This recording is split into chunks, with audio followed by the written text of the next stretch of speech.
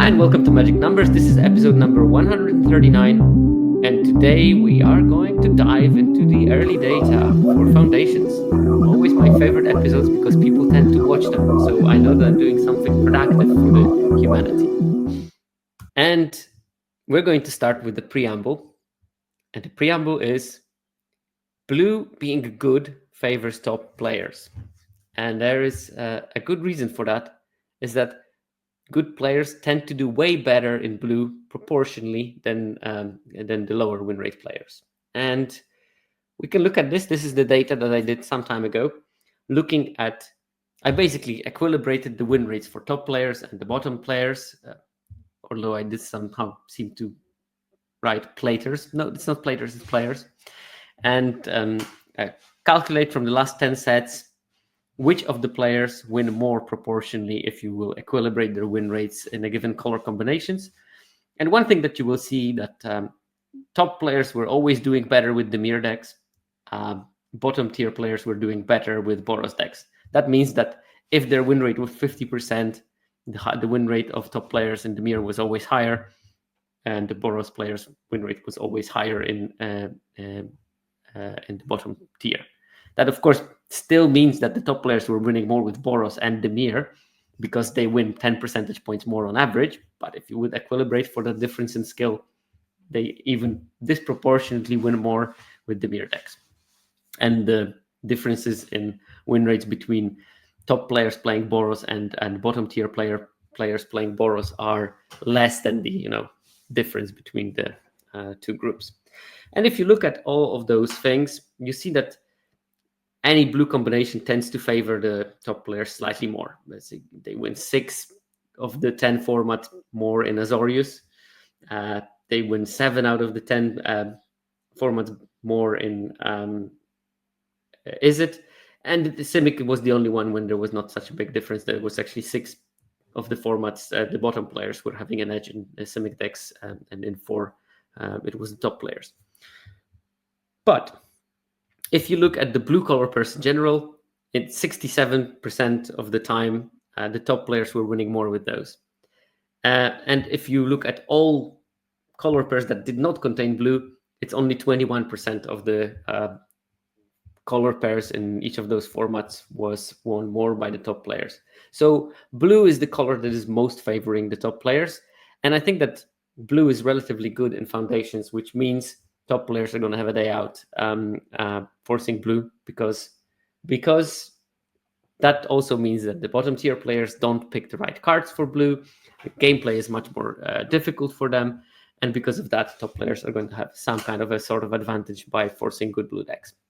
And I've been abusing that strategy for the first days of the format as soon as much as I could play. Most of my decks did contain blue. It's not the strongest color in the set. I don't think so, at least. It is one of the strongest, though, and it is going to be open probably more than it should be. All right, with that out of the way, we can go to the color popularity rankings, and that is just showing you what percentage of color combinations will be containing the given color.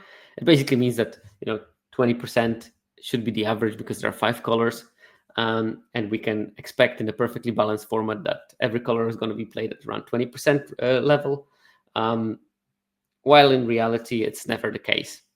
It is pretty even in this format, though, as the chat remarked.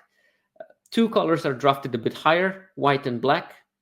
Blue is exactly on the they are both at the 22% range. Blue is drafted slightly less, exactly at 20%, so as you would expect it in a perfectly balanced format. And of course, because 2 are drafted more, 1 is drafted exactly as you would expect. The 2 are drafted slightly less, and that's red at 18.3 and green at 17.3.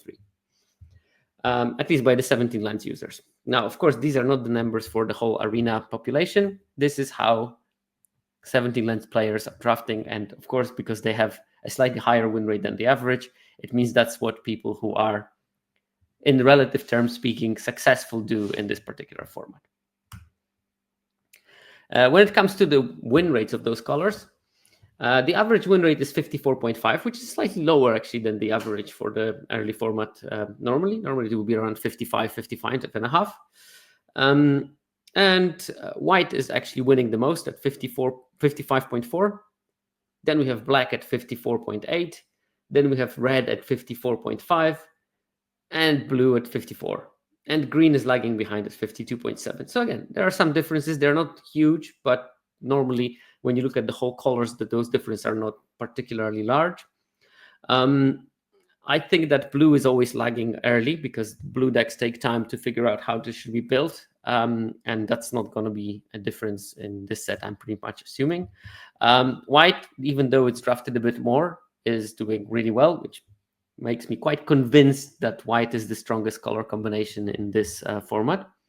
But black and red are not far behind. So generally, those four main colors are quite close to each other, and green is lagging behind by quite a large margin. It's not unplayable, but it's definitely not something that I would be keen on first picking in any draft, unless it's like one of the bombs. So, is Foundations a two-color format? Yes, it is. First of all, like 73% of all the decks are two-color decks, and 18% are two colors and a splash. So basically, those two combinations, two colors and a splash, they cover good 90% of all the decks. And actually, there is a sizable amount of monocolor decks. They take up around 5% of all the decks. That includes monocolor decks pure and monocolor decks with a splash. And only 3% of the decks have more than two colors. So three-color decks are 2.7, and there's 0.3% of three colors with a splash, and basically nothing of four colors and more. So this is a clear-cut two-color format in terms of how people are drafting it. And when we look at the numbers, it's normal that the monocolor decks have slightly higher win rate. And we see that here. Monocolor decks have 57% win rate. Monocolors and a splash have 56.2. Two-color decks have 55.4, which is a reasonable average for that level. And then two colors plus splash and three-color decks will have lower win rates, and they start dropping off very rapidly. It's 51.5, 48%. And then if you go further than that, it becomes even lower. But of course, the sample sizes for that are just so small that I didn't even bother putting them on a graph because it's more disinformation than information at that stage. And as the chat suggested, there is plenty of 2 pips flying around, which makes lots of cards harder to cast in the multicolor deck. And that might be one of the reasons. In terms of color pairs, and in terms of their popularity, this is a very, very balanced format for the beginning. I mean, everything is within the range of the 10% that you would expect for the two-color decks, apart from Orzhov, which is drafted 15%. But in the previous formats, we had decks that were drafted 20, 22% of the time, the top ones in a given format. Here, the maximum is 15. Then Dimir is the second most popular color combination at 11.4. And then it's Azorius, Izzet, Rakdos, and Selesnya. They're all roughly at 10%, so as much as you would expect in a balanced color combination. Then Boros at 9, Gruul at 8.2, Golgari at 7.6, and Simic at 7.5, which is low, but not very low. We've seen, again, color combinations that at this stage were drafted at 3.5%, maybe even 3.2. So this is way higher than your average of the lowest color combination. So people are still open to drafting everything. I'm pretty sure it's going to drop down in the next couple of weeks. I'm pretty sure that the green decks are going to be drafted less, and green will become, therefore, much more open. Something to look at and figure out which cards in green are actually the reasons to be in that color. Because I'm not going to sugarcoat it. The green looks pretty weak, and you need to really get the good cards in order to make it work, it seems. In terms of color pair power, I looked at the combination of the two-color decks and two-color decks with a splash, and I kept the same order as the popularity is. And very often, the graph of color pair power ranking looks very similar to the graph of the color pair popularity ranking, which means that the top drafted deck is the highest win rate, and then the second one is the second win rate.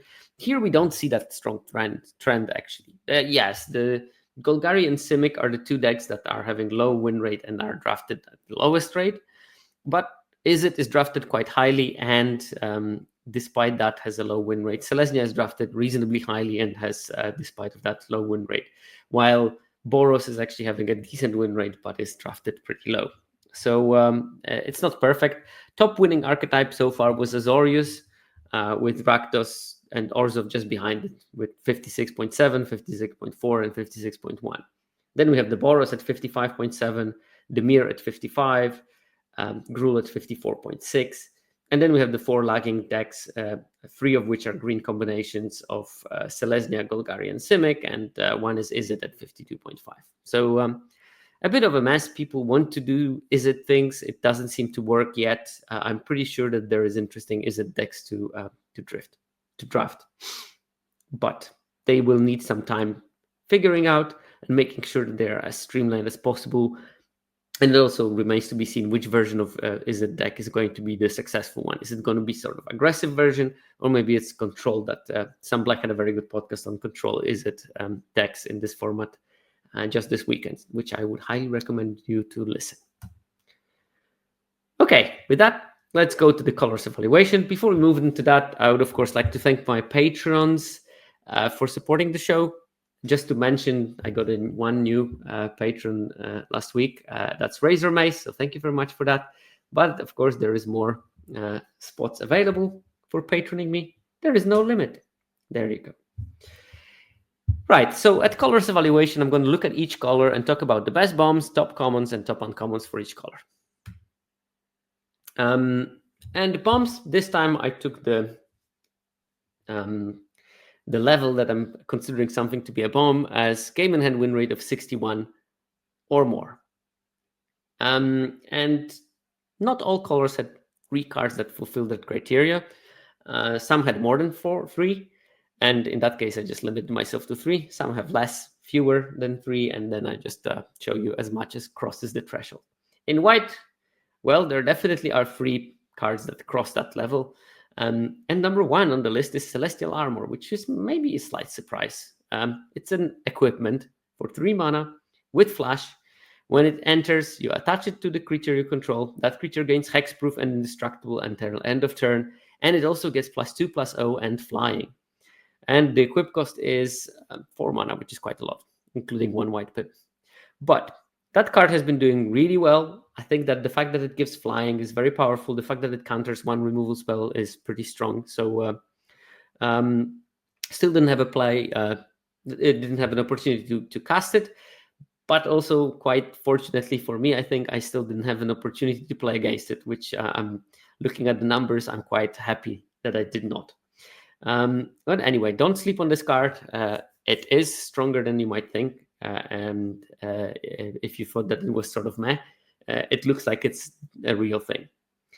And then we have 2 typo legends that cross the limit as well. One is Arabo, the First Fang. That's the 3 mana cat avatar, which will be strange if you play some kind of a white-black deck and construct it, then you cannot return it from your graveyard with the Black Overlord for some reason. It's a 2/2. Other cats you control get +1/+1, and whenever it or another non-token cat you control enters, create a 1/1 white cat creature token, which of course becomes a 2/2 with it. So a 3 mana 2/2/2s, plus pumping all the other cats. I mean, you can imagine how that card is being good. Third bomb in white is Gyada, Font of Hope, 2 mana 2/2 flying vigilance, creature, legendary, angel. Each other angel you control enters with an additional +1/+1 counter on it for each angel you already control. And you can tap it for white, and you can only spend that mana to cast an angel spell. And there's plenty of decent angels. There is the 2/3 for 3 mana at common that has basically a Soul Warden-ish ability. Or Lunarch Veteran or something like that. Whenever a creature enters the battlefield under your control, you gain life. There are some good 4-mana angels. There's the uncommon one, the 3/4 that exiles graveyards at ATB. That card is performing pretty well. So there are some angels that you can not only cast but ramp into. Jada turn 2, 4-mana angel on turn 3, while still attacking because it has vigilance. All of that looks very appealing. Flying seems to be like the ability for this particular set. Okay, there's Serra Angel. Serra Angel is doing fine. There's Youthful Valkyrie as well. The chat is very vigilant here, much more vigilant than Jada. But generally, I think that flying is the most important ability in this set. It's sort of like format-defining feature of it.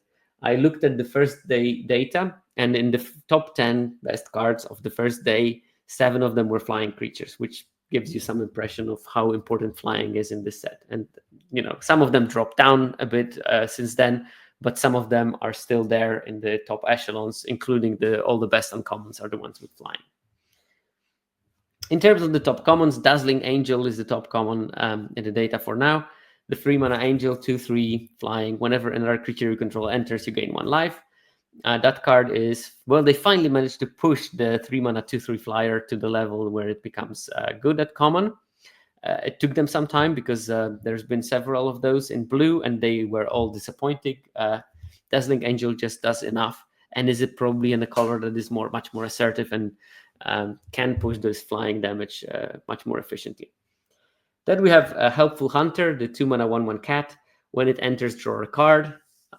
As always, 2-mana 1/1 that draws a card is a really good card in limited. And this is not an exception to the rule. This is just confirming that rule. We've seen those. There was the dog in Kamigami on Dynasty that was doing really well. That also had relevant types on top of everything. But since days, uncountable 2-mana 1/1 draw a card is a good ability. And the last one, I think that they finally nailed the white removal spell at common. It was usually this 5-mana clunky thing. Right now, for the second set in a row, we have the 5-mana clunky thing, but it costs 3 less if it targets a tapped creature. And the previous version, the Slumber from Duskmourn, was slightly better because it was either tapped or attacking creature. This one only does a tapped creature, but it is still really good, and very much like Slumber is in top 3 white commons during the early days of the format. And yeah, it looks pretty solid, and definitely pay attention to that card and don't treat it as a throwaway. In terms of the white uncommons, all of them have something to do with life gain, and I think that this is a part of why Dazzling Angel is a good card.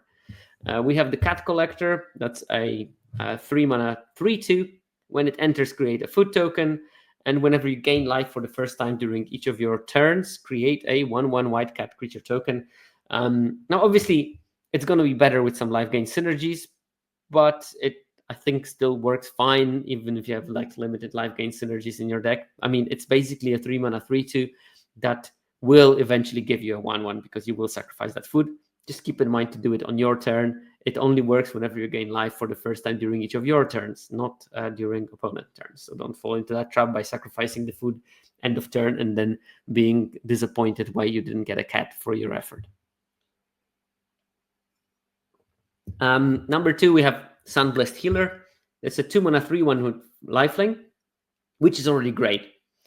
But there is more for this one. It has a kicker for 1 and white, and when you pay the kicker cost, you may return target non-land permanent card with mana value 2 or less from your graveyard to the battlefield. And this works great in some sort of attrition Orzhov deck where you can just trade off your Helpful Hunter, then cast the Sunblessed Healer with kicker, return the Hunter, or return the whatever the name of the Burglar Rats from your graveyard and draw a card or force opponent to discard a card. Just a very solid card that does so much. It's good early, it's good late.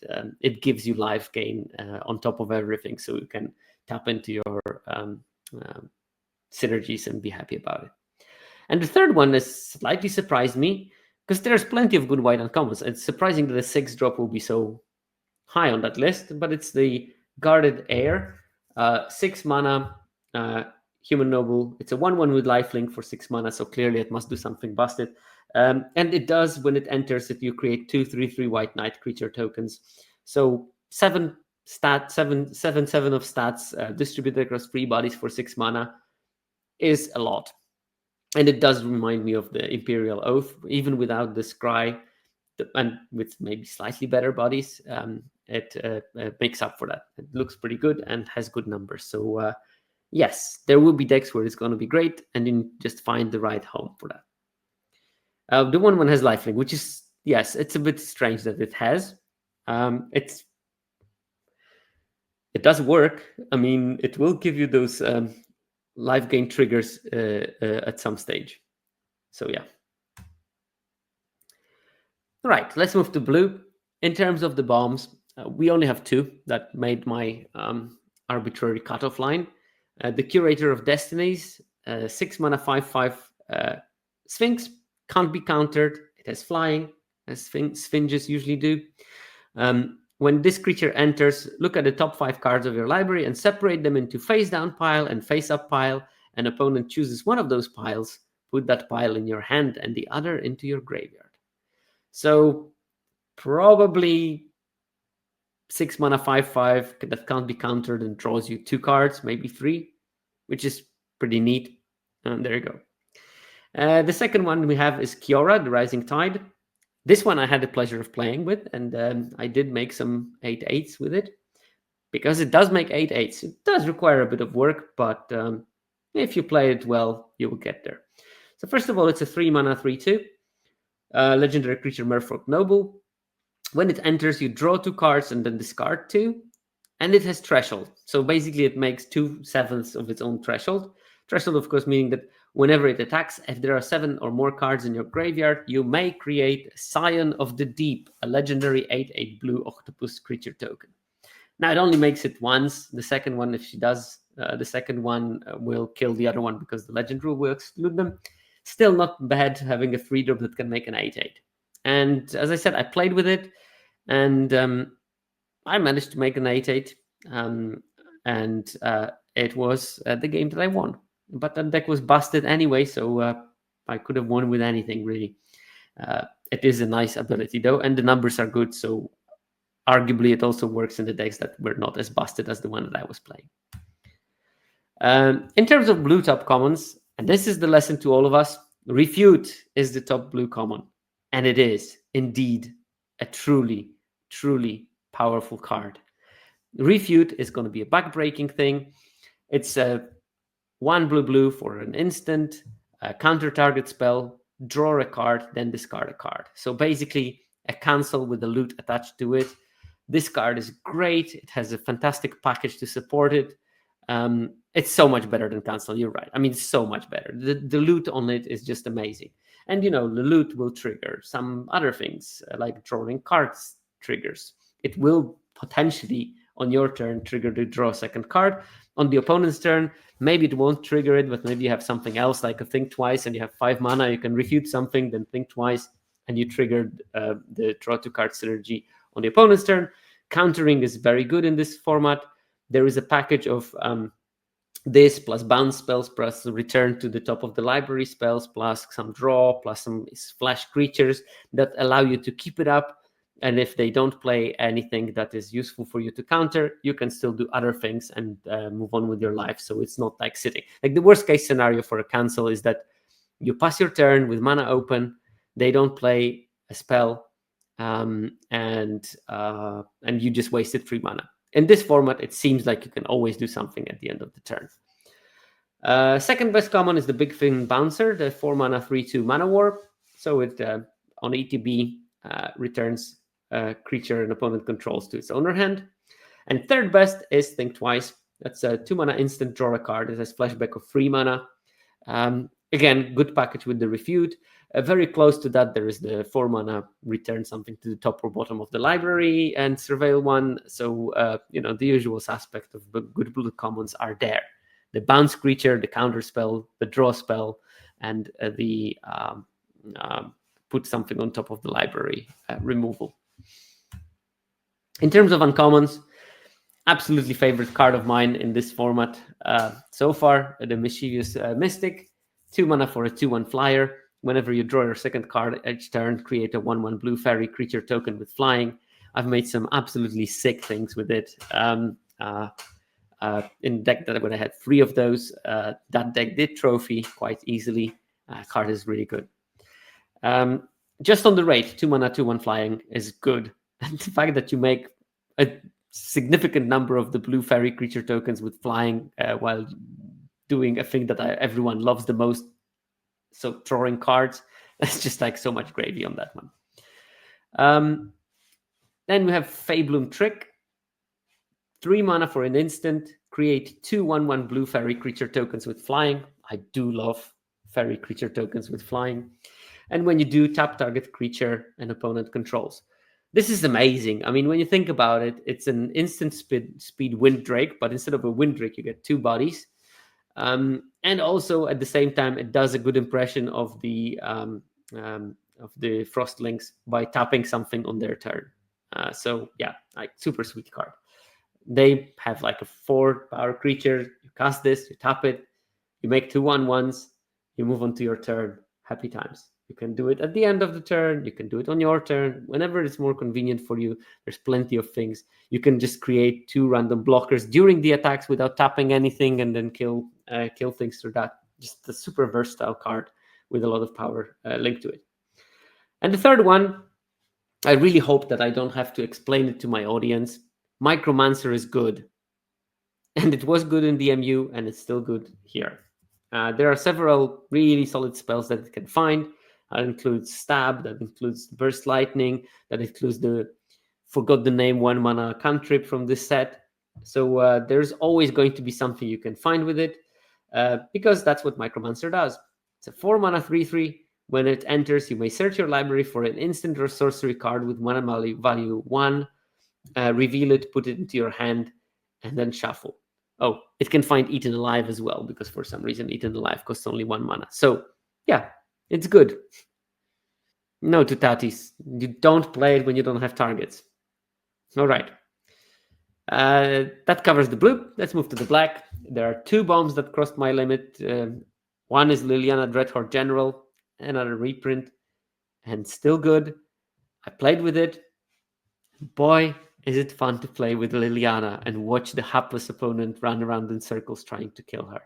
They never do, by the way. They never do. Liliana is a 6 mana planeswalker with 6 loyalty. It has a static ability whenever a creature you control dies, draw a card.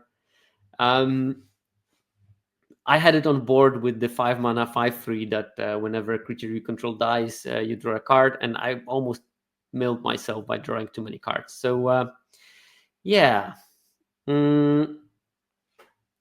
it was a problem, but I managed to win it still because Liliana, whatever. Then +1, you create a 2/2 black zombie creature token. Great. -4, each player sacrifices 2 creatures of their choice. Great. Sometimes you just play her, clean the board, and move on with your life. You probably draw some cards in the process, which is great. And then there's the ultimate, which does something. I mean, do you really need to after you had Liliana for so many turns? But it says each opponent chooses a permanent they control of each permanent type and sacrifices the rest. So your opponent will be left on 1 creature and 1 land, most likely. And we have the second bomb. That's the Bloodthirsty Conqueror. 5 mana flying death touch, a 5/5. And whenever an opponent loses life, you gain that much life. So basically it becomes a 5/5 lifelink as well. And everything you have sort of has lifelink if it's unblocked. It's just busted. And also has an infinite kill combo with the 3/2 common in black that whenever you gain a life, opponent loses a life.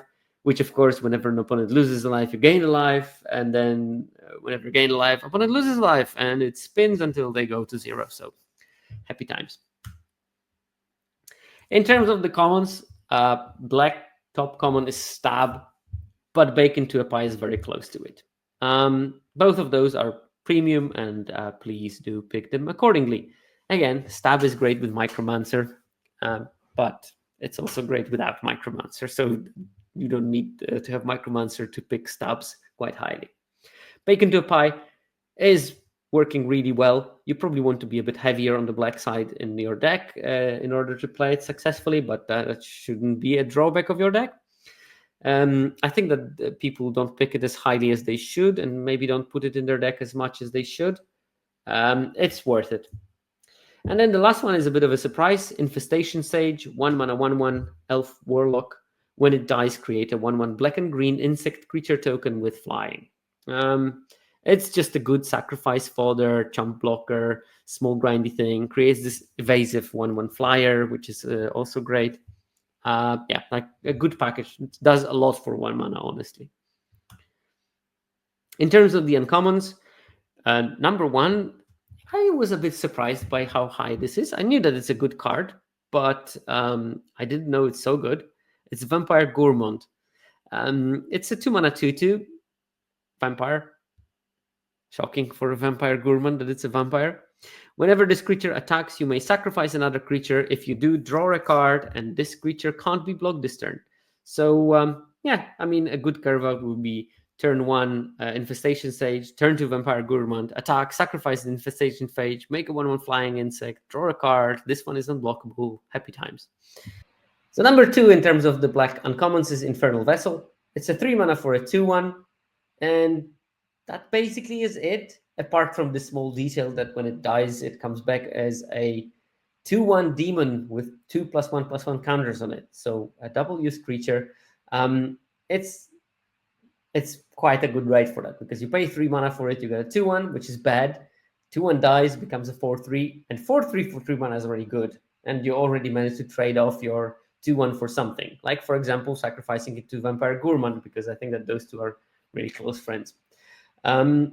So yeah, card is very good, and I still see it quite late sometimes. So definitely pay attention to this one. And the last one is also a card that is not picked very highly, Arbiter of Woe. It's a 6 mana demon. It's a 5/4 with flying. As an additional cost to cast it, sacrifice a creature. And when it enters, each opponent discards a card and loses 2 life, and you draw a card and gain 2 life. So that's like Shroud Stomper kind of thing. It doesn't have the same ability on attack, but drain for 2 and drain 1 card. Is draining cards a thing? Probably not, but it's still good enough. And because those black decks will often have very good sacrifice fodder, the sacrifice creature cost is not too much, especially when you gain a 5/4 flyer in a format where flyers are super important. Nonetheless. Okay, let's move to red. Bombs, only 1 card fulfills the criteria. Chandra, Flame Shaper, 7 mana Planeswalker, 6 loyalty. It has a +2 ability, add 3 red mana, exile top 3 cards of your library. You can choose 1 to play this turn. +1, you can create a token that is a copy of target creature you control, except it has haste, and at the beginning of the end step, sacrifice this token. There's a couple of some really good targets for that, for copying, so sometimes you'll be using it. I know there's this thing that makes a 4/4 dragon. I'm sure that I've seen someone copy the 4/4 that whenever it attacks, it gives +4/+4 and trample to something. It's also a nice one to copy because you can attack with 2 8/8s on the same turn. So yeah, sometimes you'll be using that ability. And there's the -4, which is just totally busted, which means Chandra deals 8 damage divided as you choose among any number of target creatures or planeswalkers. So you can clear opponents' boards and then start rebuilding Chandra by, I don't know, +2ing or +1ing it. And you get back to the same deal 8 damage ability in a hurry. So yeah, good, draws you cards, defends itself well. Happy times. In terms of the top commons, there's one that is just like head and shoulders above everything. Burst Lightning, 1 mana, deal 2 damage to any target. If it was kicked, it deals 4 damage, and kicker is 4 mana. So either 1 mana shock or 5 mana, deal 4 to anything. Goes face, goes to planeswalkers, goes to creatures, whatever you want.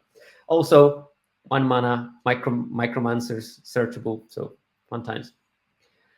Second most winning common is Gorehorn Raider. This might come as a bit of a surprise to some of you at least, so update your knowledge of that card. It's a 5 mana 4/4. It has Raid. When this creature enters, if you attack this turn, this creature deals 2 damage to any target, which is great. Sometimes you can do those jump attacks. When you attack with something smaller, it gets jump blocked, but haha, you had the Gorehorn Rider all along and you can finish off the bigger creature of the opponent, or if it's not blocked, then you can kill something smaller. And yeah, really a solid card. And number 3 is Involuntary Employment, 4 mana for Threaten, and you make a treasure token. This is going to be a great card in your black-red decks. Probably you shouldn't be playing it outside of that, but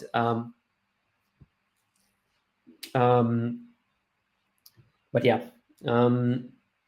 definitely gonna be wanting to have as many of those as possible in those black-red Steal and Sacrifice decks.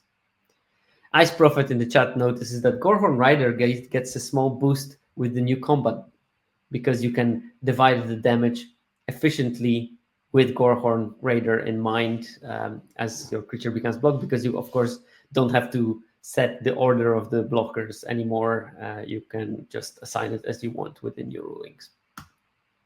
And top uncommons, Battlesong Berserker is on the top of it. And this is just how difficult a card evaluation is. So most valuable Slayer, 4 mana, 2/4. Whenever you attack target creature you control gets +1/+0 and gains first strike until end of turn. Was a solid but not an amazing card in the last set. Now this one has 1 power more, and the ability it gives is slightly worse. We're going to be talking about Tolerant Terror in a second. But this card all of a sudden becomes a 60% plus kind of bomb in terms of the its power, while Most Valuable Slayer was like a 55% win rate card. Now, arguably, some of it might come because of the difference in the format, and maybe the cards are just generally weaker, and this becomes all of a sudden super powerful. But part of it is probably just because 1 extra power is so much, and Menace arguably does not always worse than First Strike, but there definitely were advantage of First Strike in the last set. Nonetheless, pick the Battlesong Berserker high if you're playing aggressive red decks. It's one of the best things you can be putting in those. Number 2, Fiery Annihilation, 3 mana instant, deals 5 damage to target creature, and exile up to 1 target equipment attached to that creature. Sometimes will become relevant. You've seen already 1 bomb equipment. There is another bomb equipment in the Leyline Axe. By the way, this is the first time in the history of 17 lands where we're getting the data for the ley lines in the opening hand, because of data quirks, it was never counting them. And in this format, something has been changed in how the first hand data is being collated for 17 lands, so we actually can see it. Leyline Axe has a 67% opening hand win rate, which is the highest opening hand win rate of all the cards in the set. So, and even though it's not as strong and not in the opening hand, it's still decent enough to make it a really powerful card. I think it would make the bomb status basically around 61% win rate. So don't sleep on that card. Coming back to the Fire Annihilation, sometimes you will ping an equipment, but just 3 mana for killing something at instant speed is good enough. So that card is really good. And then the third red uncommon, significantly weaker than the first 2, is Dragon Trainer. That's a 5 mana 1/1. When it enters, create a 4/4 red dragon creature token with flying. Remember those times when Air Elemental was a good card? Well, this is a Air Elemental that also has a 1/1 attached to it on the ground, which is like a big boost to Air Elemental. So no wonder that this card is strong. And also is in non-blue color, where aggression is actually better. Okay. Green, the pariah of the colors in terms of general power, but it's definitely not a pariah in terms of the power of rares. There are really powerful rares that work well in this format, and one of them is the new thing, Spinner of Souls. That's a 3 mana Spider Spirit. It's a 4/3 with reach, and whenever another no token creature you control dies, you may reveal cards from the top of your library until you hit a creature card. Put that card in your hand and the rest of the bottom of your library in a random order. This is just great stats. I mean, 3 mana for a 4/3 reach is already good, and the fact that any other creature you control dying makes you look for another creature, so sort of replace itself. That's just gravy. Obviously, it's going to be the primary target of any removal, but if opponent doesn't have any removal, then they are in a really problematic spot because they can't ever outvalue you with this thing on board. And if they don't have blockers, well, that thing kills you in a hurry. So yeah, great card and a really high win rate, even though it's in green, which is, as I said, a weaker color. Then we have Vivian Reed, 5 mana Planeswalker, 5 loyalty. One ability is you look at the top 4 cards of your library, you may pick a creature or a land from those and put the rest at the bottom of your library. Then -3 is you destroy target artifact, enchantment, or creature with flying, especially important here in the set where creatures with flying are at a premium. And there's an ultimate at -8. You get an emblem with creatures you control get +2/+2 and have vigilance, trample, and indestructible, which should somehow end the game because you have unkillable creatures with vigilance and they're big. So how are you going to lose that game? Vivian is great. It is a versatile. It's not as probably, like it doesn't look as powerful as Chandra, but it's not much weaker than that. It probably is slightly less powerful than Liliana is, but not by much either. Then we have the Skoos, Scavenging Goose, 2 mana, 2/2. For a green, you exile target card from a graveyard. If it was a creature card, put a +1/+1 counter on it, and you gain 1 life. It will be good in most games, and it will be amazing in some when you just hose opponent's whole strategy of getting threshold or something like that. Super solid card and a very high pick, and it has really good numbers. But green has problems, and one of those problems is the commons. And here are the 3 best ones, and they are not amazing in terms of their numbers. Top one is Llanowar Elves, which is a bit surprising to me. I thought that there will be better green commons, but I don't think Llanowar Elf is on the top because it's so powerful. I think it's on the top because the rest is so not powerful. That's the problem with it. Apart from Llanowar Elves, we have Beastkin Ranger, the 3 mana 3/3 with trample, and whenever creature you control enters, this creature gets +1/+1 till end of turn. This is really solid. Also, notice that is a really good carve out with Llanowar Elves. You want to play turn 1 Llanowar Elves, turn 2 Beastkin Ranger, and then you're definitely on the front foot in this game. And the second card on the list, third common on the list is Ambush Wolf. That's a 3 mana flash, 4/2. When it enters, exile up to 1 target card from a graveyard. So another card that curves out neatly with the Llanowar Elves, and hopefully can do something. And probably that should be the strategy for green decks. You want to play any number of Llanowar Elves you can get your hands on, and if you do that, then you definitely want to overload your 3-drop slot with as powerful cards as you physically can. And hopefully with that strategy, green will become slightly better once it's going to be a bit more open because people are not going to be drafting it so highly. Uncommons, and again, it's a very short bench here for great cards, but Felling Blow is incredible. This is the card that should be one of the reasons for you drafting green. It's got the win rate at the level of bombs, almost. It's a 3 mana sorcery, put a +1/+1 counter on target creature you control, then that creature deals damage equal to its power to target creature an opponent controls. So it's a 3 mana bite spell that puts a +1/+1 counter.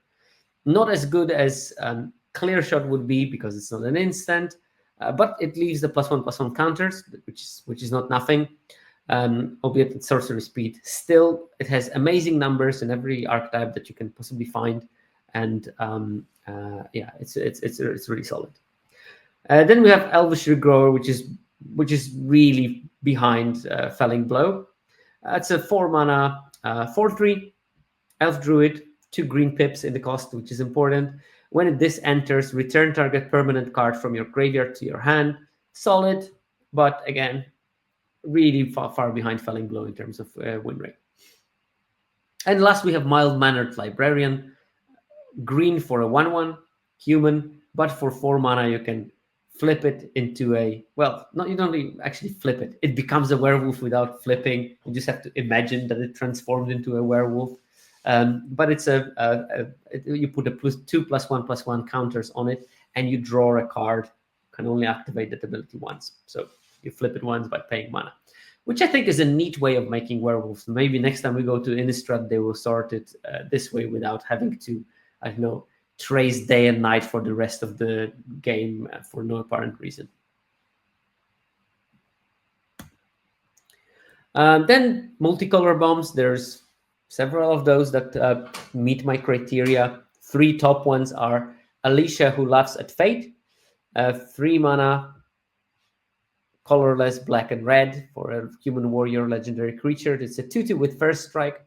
When it attacks, put a +1/+1 counter on it, so it does attack as a 3/3 first striker, and it has raid. At the beginning of your end step, if you attack this turn, return target creature card with mana value less than or equal to Alicia's power from your graveyard to the battlefield. And you can imagine things that you can do with that card when you have the black ghoul on the battlefield, the 2/2 that you can sacrifice a creature for 1 mana. You basically sacrifice something, attack with Alicia, return to something that you sacrificed to the battlefield, and happy times ensue. Especially when the thing that you sacrificed made a 1/1 insect token, so you can very quickly make an army of those flying insects. So even if the opponent deals with Alicia, they will have to deal with the ghoul and the flyers and whatever. So yeah, great card. You have to enable at least 1 attack, and there are ways to do that in black and red, so you shouldn't be worried about it. Elenda, Saint of Dusk, is another one. That's a 4 mana, 2 white and black for a creature vampire knight. It's legendary. It's a 4/4, has lifelink and hexproof from instants. And as long as you have more than 20 life, Elenda gets +1/+1 and has menace. And it gets another +5/+5 as long as your life total is at least 10 greater than your starting life total. So you have 30 or more life.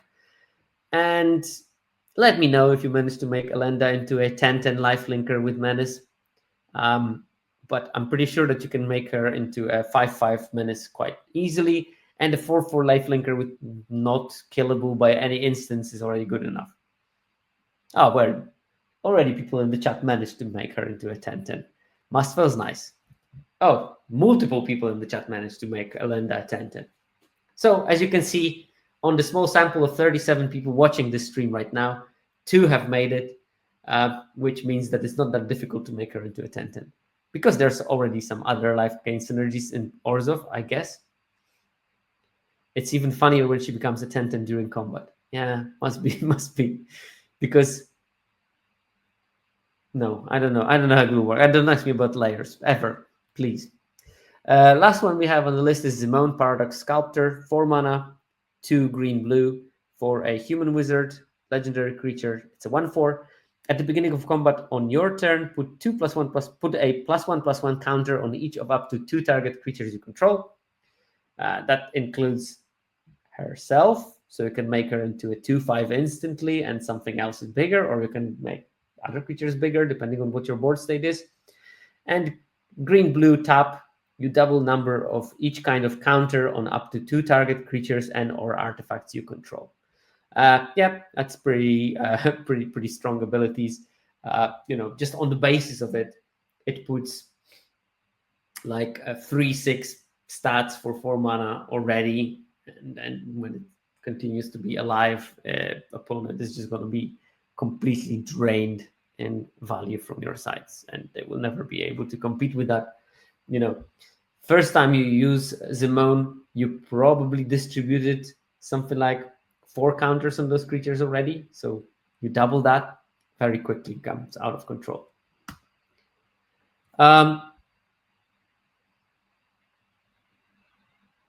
Now, the last category I have is the signposts. There are 10 signposts in this set. There were 20 in the previous one. So we have the full range of what they are doing. And yeah, the top one is the Dreadwing Scavenger, the Dimir one. It's a 1 blue-black for a 2/2 flyer. When it enters or attacks, you loot. And threshold, it becomes a 3/3 Death Toucher. This card reminds me a lot of the Oblivious Bookworm It's not the same card. I do know that. It's not the perfect analogy. That one was a 2-drop, whatever. It's basically a looter that has sort of haste loot. It will loot every turn, most of the time, and it gets slight bonus for threshold, which is a part of what happens when you loot a lot. And it's a flyer in the format where flyers are important. So lots of the things that are really great. It does remind me of the bookworm. It has similar numbers to the bookworm. So I think my analogy stands despite not being perfect. Smuggler's Copter. That's a good analogy as well. Imperial Eagle is the second most powerful at 60.8.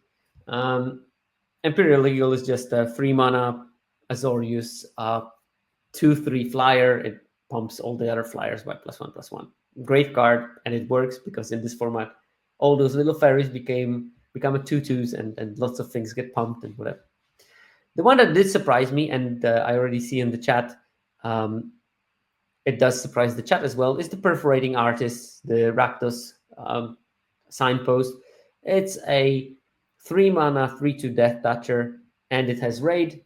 If you attacked in this turn, each turn that you attacked, it gives the opponent the choice of losing 3 life, discarding a card, or sacrificing a non-land permanent. That card works fine, and I've seen it on the battlefield, and it did some nice things. It's also beatable because it's just a 3/2, but it definitely is doing way better than I thought. And then we run into problems. So Perforating Artist is around 59% win rate. And then there are 2 that are still decent in Fiendish Panda and Heroic Reinforcements that are around 56.5, 57 kind of range. Fiendish Panda is a Orzo 3/2 that gets counters every time you gain life, and when it dies, you can return something with mana value, I guess, less or equal to the number of to power of Fiendish Panda from the battlefield, from the graveyard to the battlefield. So yeah, slightly decent. And Heroic Reinforcement is obviously Heroic Reinforcements. So these are still decent. But then we start dropping off, like Ruby has 55.6 win rate. That's not amazing. Balmor, Battle Mage, is 54.5. That's also not great. And then we have the Tatiova, Good Fortune Unicorn, and Wonders of the Cycle, which have like 53, 52.5, and 51% win rate, which is actually poor in general. So the signposts are not amazing in this set, at least in the numbers they give. And I think part of it is that some of them need a lot of TLC to make them work well, and they won't be good in any deck. They're just not generically good cards, unlike the Dreadwing Scavenger and Empyrean Eagle. Okay, Empyrean Eagle does need work, but you clearly know what you need to be doing with it. Put flyers in your deck. While with Tatiova, I think that there's a problem of making her good anyway in the modern limited. Wardens of the Cycle, I think, can be good, but need a specific deck. It just won't be generically good. Balmor, the same. Can be amazing, but needs work. And I think that this is the problem with the signposts and commons. So, for each color pair, and I do them in the order of the most winning to the least winning one, I'm going to be looking at the best common, hidden gem, which is very arbitrarily chosen by me, and a trap card for each of those. And then I do the same for uncommons for the same color pair. In white-blue, the top common is actually Luminous Rebuke, the removal spell, at 60.5% game in hand win rate. And this card is doing very well, and white-blue, since it's attacking in the skies normally, is much better suited for it because it will kill a lot of things for 2 mana that you wouldn't be blocking otherwise, and you can race efficiently by playing this card. Yeah, the card is great, and I already told you during the overview of white commons that it's pretty good. In white-blue, it's going to be particularly good. Then the hidden gem is Refute. Mainly hidden gem because people are not playing it highly enough yet and are not drafting it highly enough yet. The card is really strong, 59.2% in white-blue, which potentially is not even the best home for it. So very strong card. And the trap, I selected Tolarian Terror with its game in hand win rate of 51%. I'm more surprised than anyone about the poor performance of the Tolarian Terror in this format. But then when you think about it, it does make sense. It's all about flying. It's all about attacking in disguise, and Tolarian Terror looks out of place in there because you won't be able to push the damage efficiently with it. It doesn't hit the board as early. This format is more board presence early and then finish the game in disguise, especially in the white-blue. And Tolarian Terror just doesn't align very well with the game plans. I'm sure there are going to be good Tolarian Terror decks because the card is still a good card. It's not going to be universally good card because you don't do the things like you did in Dominaria United when you didn't do much and then just bounced things in the hand and then dropped Tolarian Terrors and then attacked with a small board because cards were preferring this kind of game plan. It just doesn't work very well. And you're not going to be playing spells early. You're going to be playing creatures early most of the time. So it's just not its time in most of the game plans. When it comes to the uncommons, Mischievous Mystic is best uncommon in white-blue, 62.2% win rate. Card is amazing. I already told you why. And please play it. Or pass it to me. That's also good and acceptable. Hidden gem I selected is Micromancer. Card is, people are still quite weary of playing it. It's great. In white, you will have things like the Joust, which is costing 1 mana. You will have things like the 1 mana trick that draws your card and gives -1/-0 to something. Yeah, it's not going to be a surprise when you have it in your hand from Micromancer. Who cares? You just drew a card for free. It's fine. 59.1% win rate for the Micromancer. And the trap card I selected is the Clickant Sky Mage. 4 mana, 1/1 bird wizard flying. Whenever you draw a card, put a +1/+1 counter on this creature. It's just slow and clunky. It dies to early stab or burst lightning before it can protect itself. It costs 4 mana and does nothing when you play it. It's not good enough. And people are loving it and not getting good results for that. I've seen it become big, but even then, you're just one bounce away from it becoming nothing. So, second best win rate color combination is black-red. And here the best common is Burst Lightning. And I think that every single color pair that has red has Burst Lightning as the top common. Draw some conclusions from that. Burst Lightning is busted. Never pass it. And play with it and you'll be fine if you're in the red decks. The hidden gem I selected is Fake Your Own Death. The card has really, really solid numbers for the start. It's not like a bomb or anything, but it's really solid. 57.8% win rate. It's a 2 mana instant until end of turn. Target creature gets +2/+0 and gains when this creature dies. Return it to the battlefield tapped under its owner control, and you create a treasure token. Lots of things to like here. You can, I don't know, play it as a sort of a version of Turn Inside Out. When you attack with your 1/1 Burglar Rat, they block it on something bigger because they don't want to lose life because you're pressuring their life total. You cast this, you kill the bigger thing, Burglar Rat returns, they discard a card, happy times. It works great with the Banshee, it works great with the Infernal thingy that turns the Demon. You attack with the 4/3, they block it, you make the thing bigger, it returns back as a 2/1, and you start the cycle again. Lots of cards that will be solid with it. In white, you can also play it on the little cat that draws a card, and you also get a lot of value from that. Plenty of things to use it for. With the Banshee, it's perfect because, of course, Banshee dying triggers the Morbid, and then it comes back, it kills anything, literally. Also, you can play it on the creature just for no value and sacrifice it if you want to rebuy the ETB effect.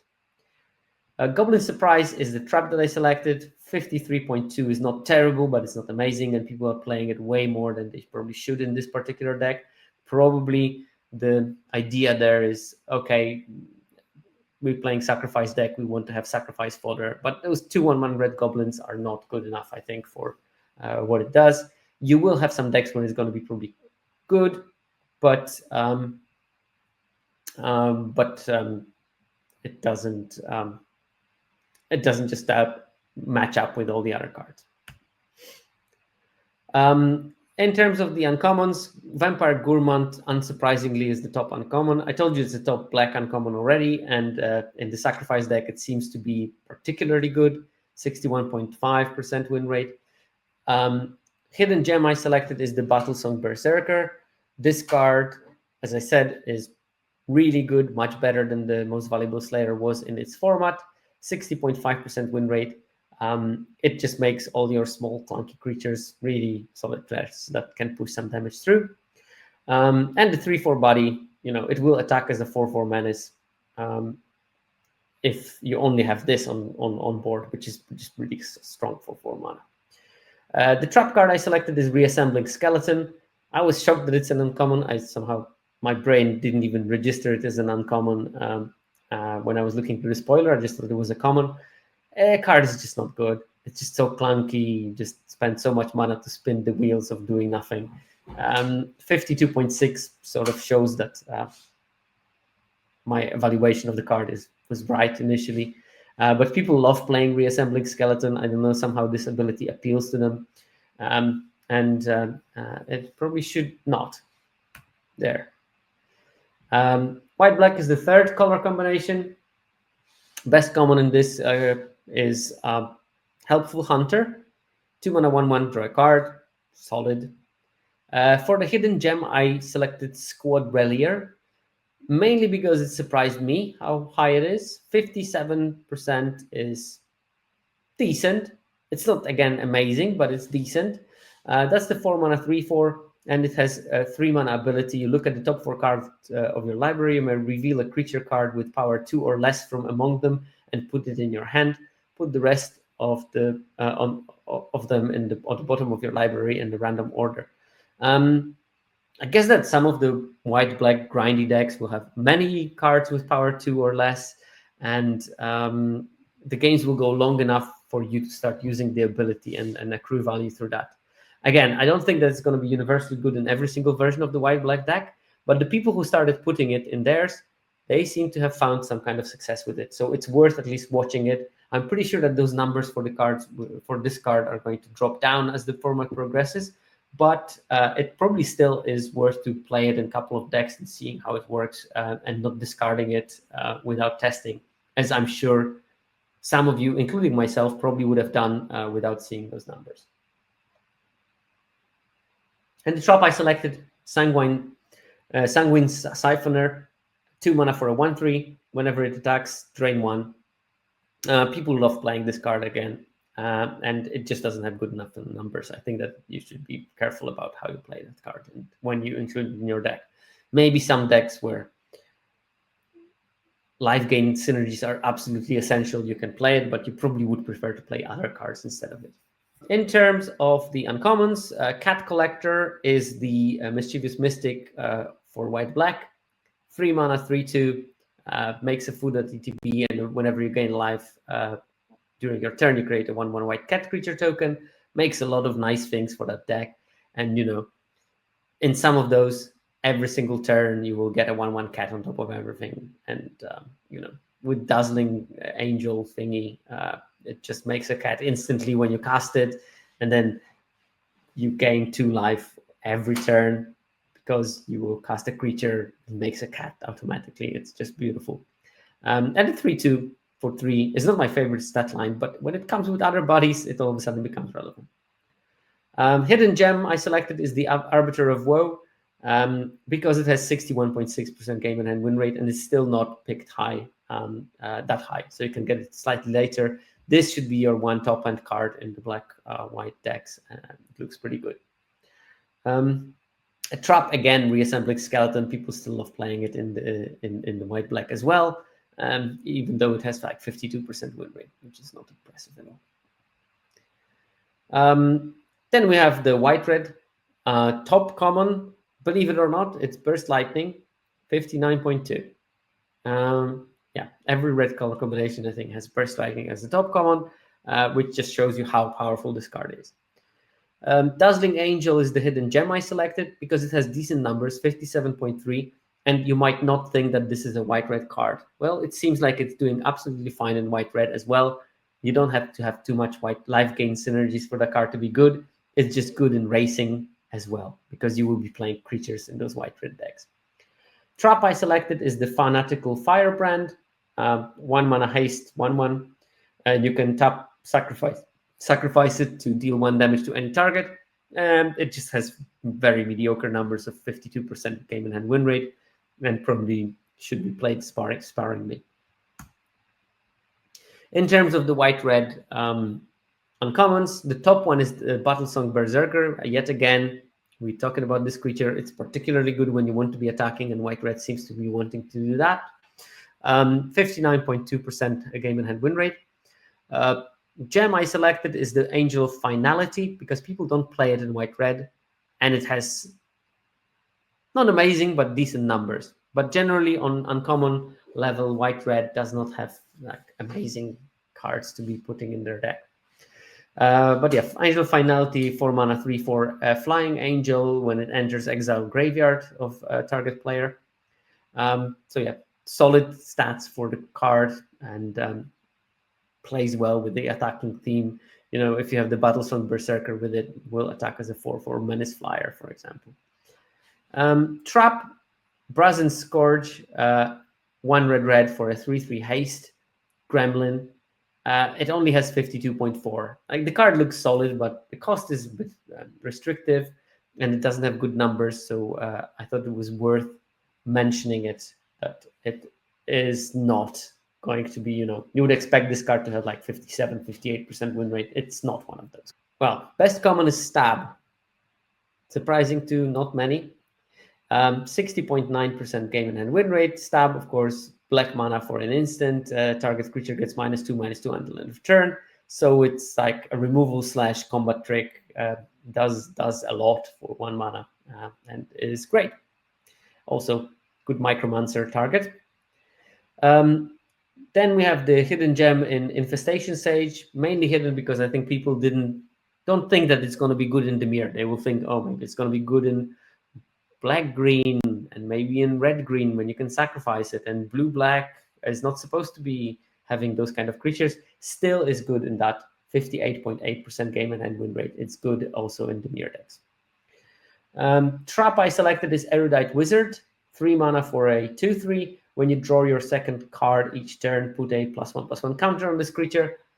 I had really good results with that card, and I was winning quite a lot with it, but I do understand why it's going to be a trap.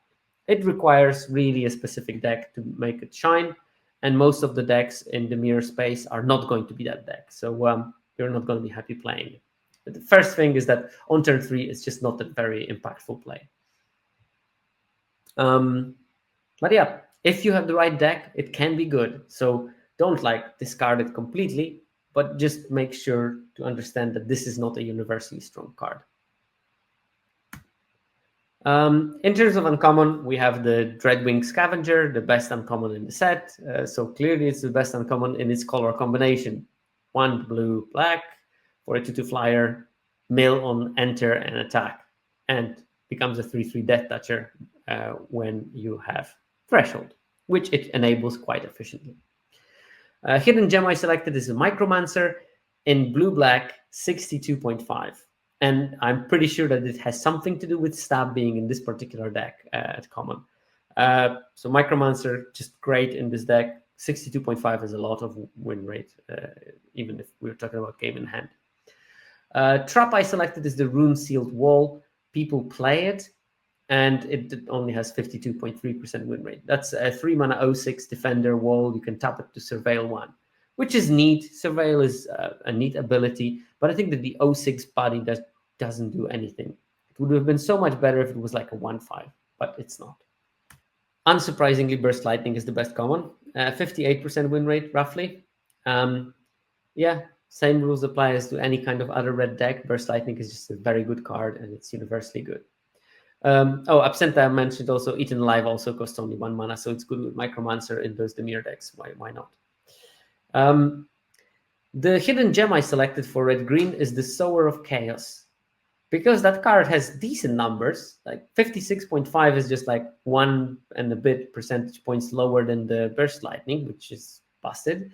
And this card will definitely, you're going to have access to it. It's a 4 mana 4/3, and for 3 mana, so 2 in the red, target creature can't block this turn. And you can activate this ability multiple times. So in the long grindy game, it will just break board stalls and make sure that you always have favorable attacks, and you can deal all those last points of damage.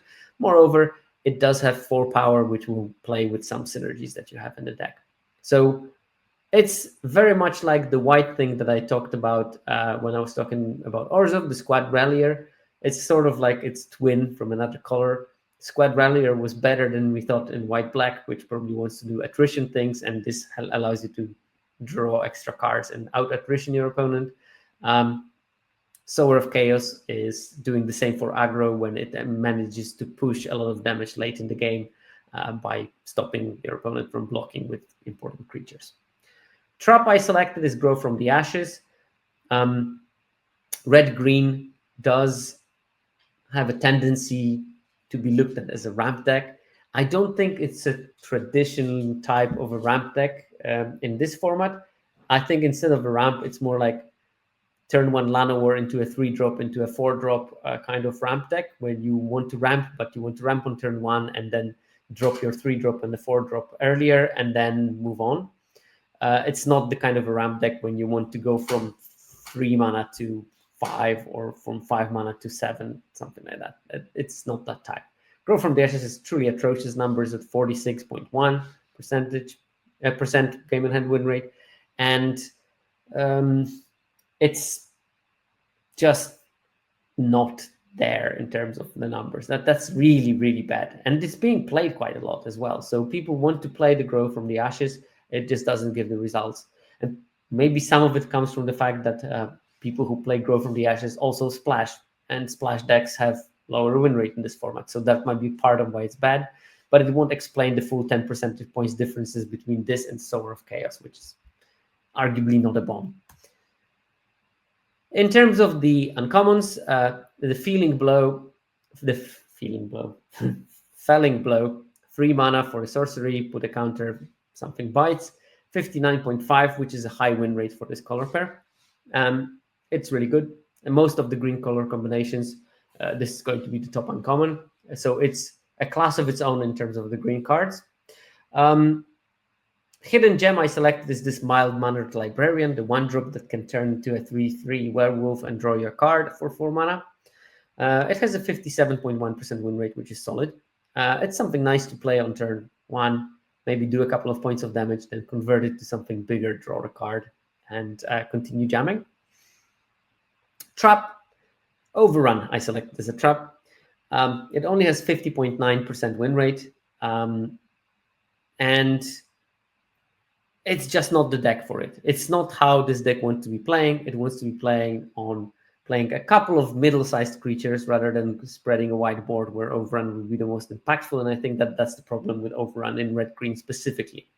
As we're going to go further, you're going to maybe see some color combinations where Overrun has decent numbers.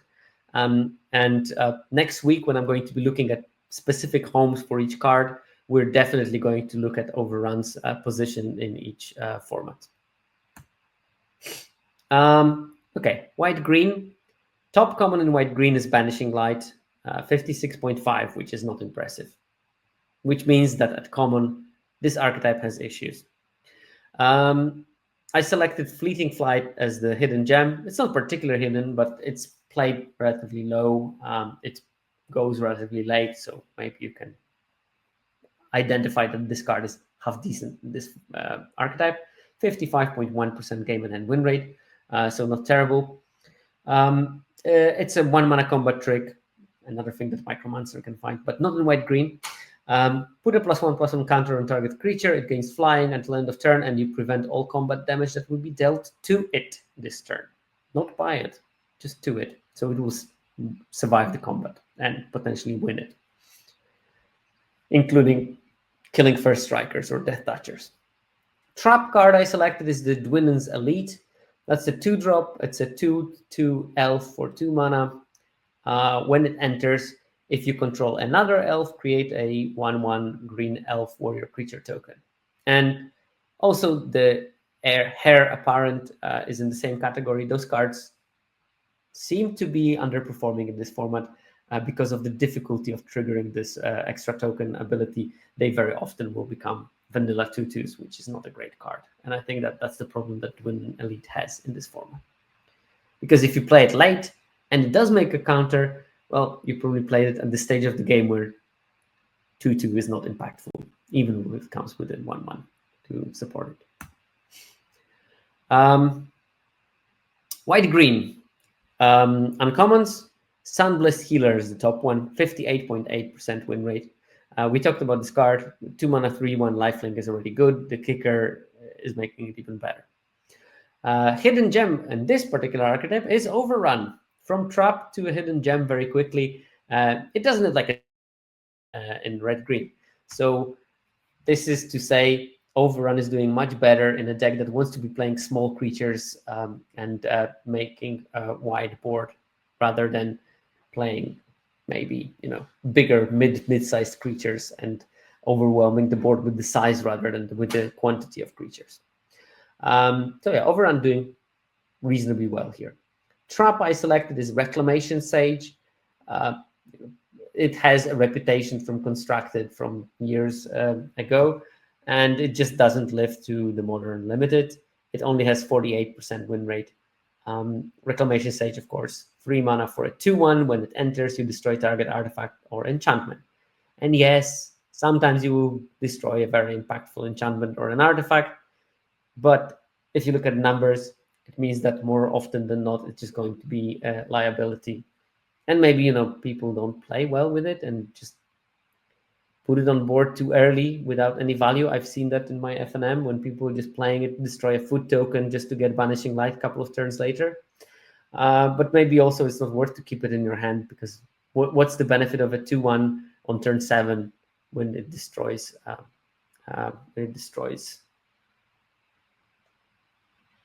some kind of an important enchantment? And yes, Reclamation Sage would have been probably much better in Duskmourn. But yes, of course it's going to be better if it kills creatures on ETBs. Blue-red, the top common is Burst Lightning. Oh, surprising. Red color combination, Burst Lightning is the top common. It has a solid 58% win rate.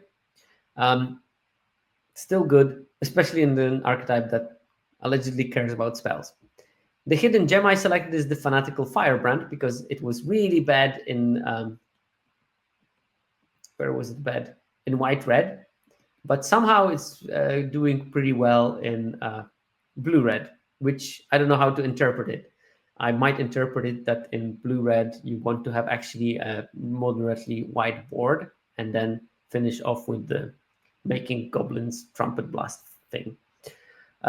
56.5% game in hand win rate for the Fanatical Firebrand, which is solid. Again, those things are still based on early data. I would expect those things to sort of stabilize at a certain level over time. But it's worth noting that it's doing decent in this particular archetype.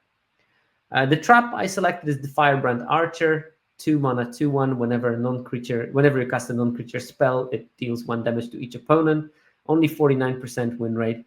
It's just not pulling its weight. I think that the 2/1 body is too measly, and you don't cast that many early spells. It's not one of those formats, which is partially, I think, why Tolarian Terror is not doing well. So it won't do much pinging either.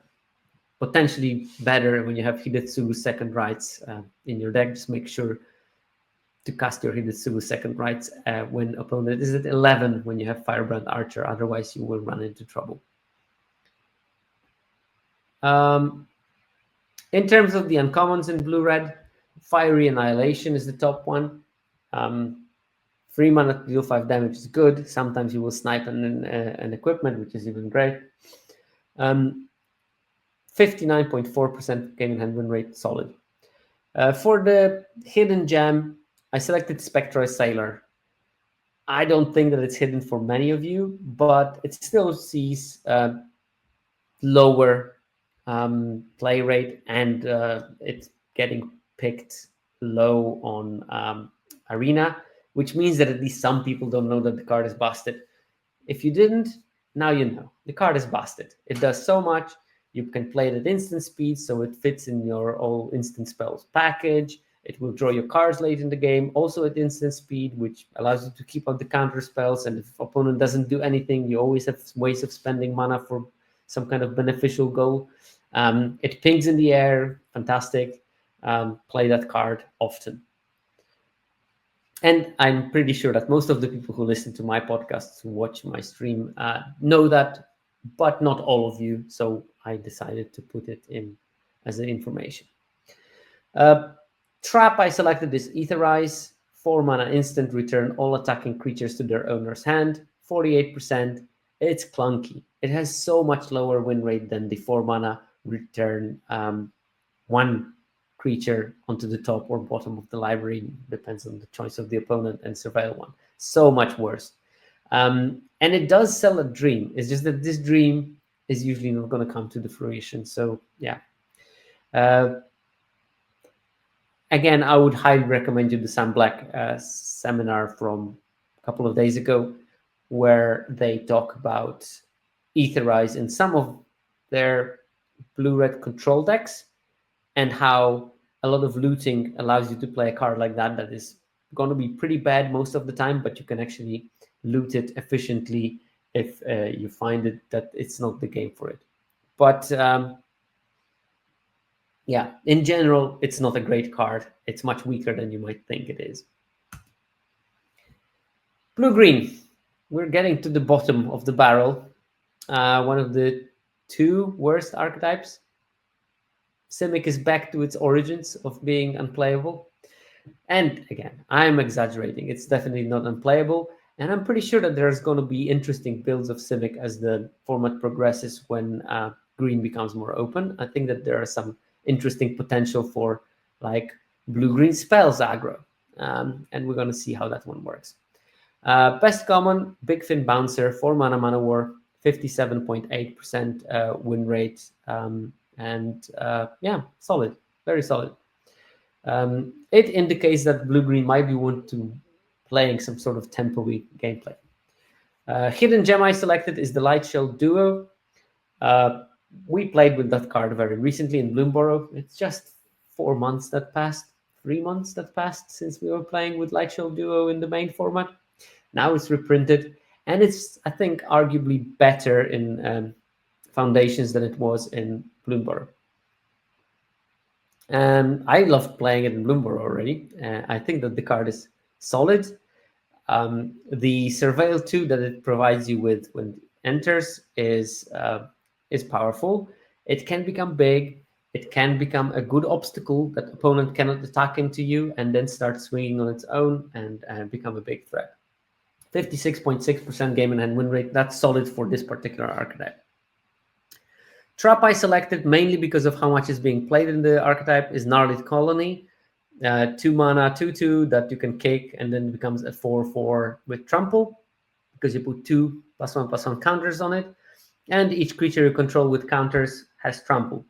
Now, this card has bad numbers, but I think there might be builds of blue-green where it becomes valid, and those are the builds where you have a lot of the things that get multiple counters on themselves, like, I don't know, the 2/3 that gets a counter whenever you draw your second card.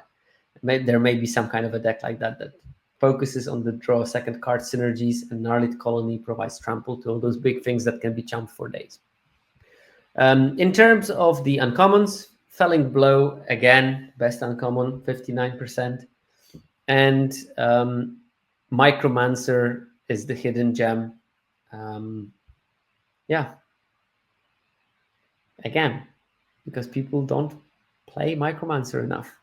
Do play Micromancer enough. It works well with Snakeskin Veil, which ironically is the trap that I selected for this archetype, as it only has 51.2% game in hand win rate.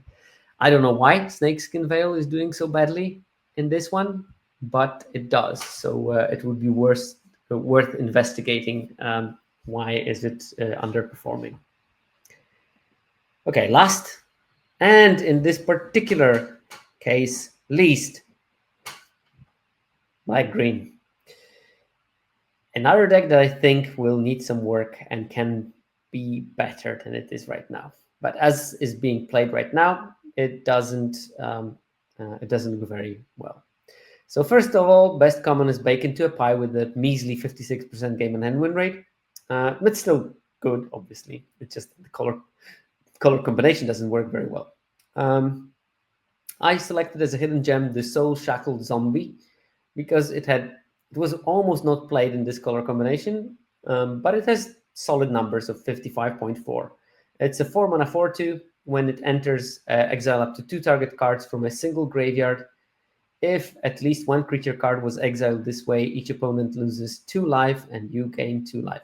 I just realized that my opponent and the FNM exiled something from my graveyard and from their graveyard with it. Naughty. And I should check my FNM people more. Yeah, a card looks okay.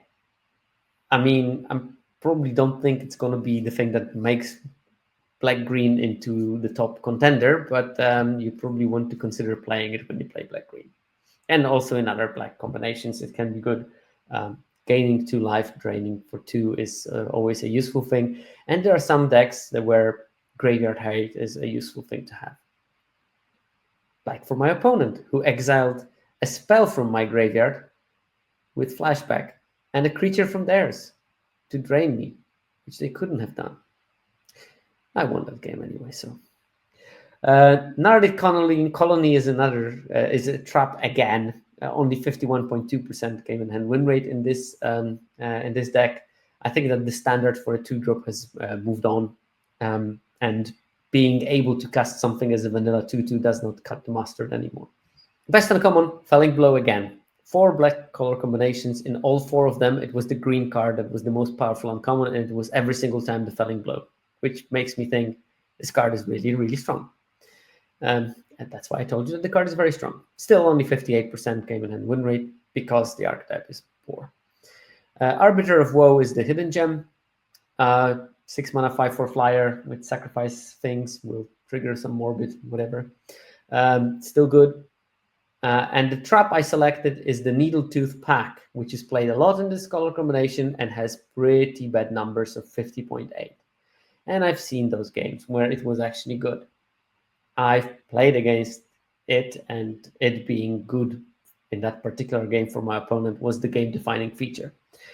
But I've also played games where it just came on board and did absolutely nothing, and they spent 5 mana for it. I absolutely love putting it into the top of their library, and it's just so rewarding. Because they will never swipe it into the middle of their library. What about the 4/3 Ward 2? I don't know. I don't have it on my list. I would have to check. But I think that with those, you have at least a slightly better idea of what the format is all about. You maybe learned a couple of interesting things. Maybe you'll start noticing some cards more often. Maybe you'll stop playing some cards as often as you do right now. So, yeah, we've reached the end of the seminar. And of course, at the end, I would love to thank 17 Lands team, because without them, we wouldn't have the data and we would not have my smart observations based on that, where I can use the wisdom of thousands and convert it to my own wisdom and get all the credit. Brilliant for me on the back of their efforts. So thanks to Viral Misnomer especially, and Ale Ballini, who are the people who are doing most of the lifting right now. Also, thanks to Fake Jake Brown, who is always helping me, not with the podcast upload, because I can do it on my own now, thanks to his training. Thank you very much for everything you've done over the years, Fake Jake Brown. You've been amazing. By the way, I'm going to plug it. If you go to Fake Jake Brown Twitter, he's starting a new initiative, and I highly encourage you to join it. Especially that if you join his newsletter, you can win like a beta terror and some boxes of something or packs of something, which is a neat thing. And you're going to be helping a truly good person to get their new initiative off the ground. So please do that. Go to Fake Jake Brown and look at what he's given away and click on the join buttons and whatever. And with that, I'll see you next week when I'm going to be talking about the best homes for each common and uncommon in the set. It's going to be a fun experience for me. I need 2 T's for that kind of thing. But until then, Bye.